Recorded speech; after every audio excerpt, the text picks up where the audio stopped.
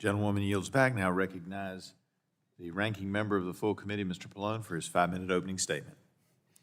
Thank you, Mr. Chairman. This hearing is a complete waste of this committee's time. We're here today solely because Speaker Johnson sees NPR as an easy punching bag as he attempts to placate the most extreme right wing of his party, and he directed the Republican committee leadership to hold this hearing.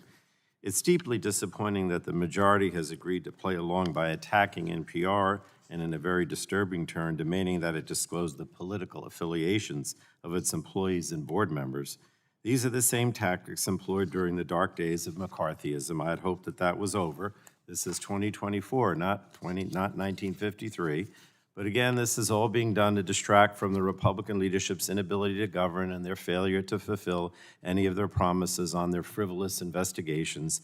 I think this committee is better than this hearing. But the hearing was so rushed that the Republican majority demanded that NPR CEO Catherine Maher appear with only a week's notice on the same day as NPR's annual board meeting, which has been scheduled and publicly noticed for at least a year. A further evidence of a lack of seriousness, the majority has refused to accept any alternate date offered by NPR, and it's fully understandable that Ms. Maher is not here today. None of this follows the normal committee process for scheduling a witness in good faith.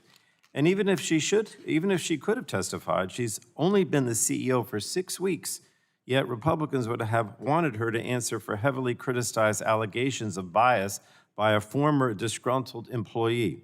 And this is particularly absurd given that NPR's CEO plays no role in editorial decisions and does not control NPR's content.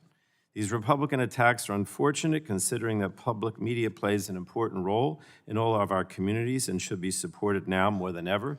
The Corporation for Public Broadcasting is a nonprofit organization that was established by Congress in 1967 as the steward for federal investment in public media. It serves all Americans with free information, education, and enriching content. NPR, a media organization that produces, acquires, and distributes quality news programming, receives investments from the Corporation for Public Broadcasting and plays a vital role in democracy by providing important and unbiased information to our communities. These public investments primarily flow directly to local television and radio stations that are often the last line of defense against growing news deserts, and I have one in New Jersey, where communities really lack any local journalism. And there is a reason that Republican efforts to defund public media have failed for nearly 50 years. So that's because the American people value the service. Many Americans, especially those in rural areas, rely on public news outlets as their primary source of local information. Now, only a very small portion, less than 1% of NPR's budget comes directly from taxpayer dollars. In fiscal year 2022, NPR received just over $5.5 million in direct grants from the CPB. And federal dollars that NPR receives indirectly are because local radio stations have chosen to pay NPR for its high-quality programming. If Republicans were truly concerned about journalism and editorial integrity, they would have to recognize that it is actually the vast landscape of right-wing media organizations that have a long history of peddling misinformation, disinformation, promoting partisan agendas, and sowing fear and division. Major conservative networks have paid out vast legal settlements and lost on-air talent who refuse to abandon impartiality and continually lie about our democracy and elections.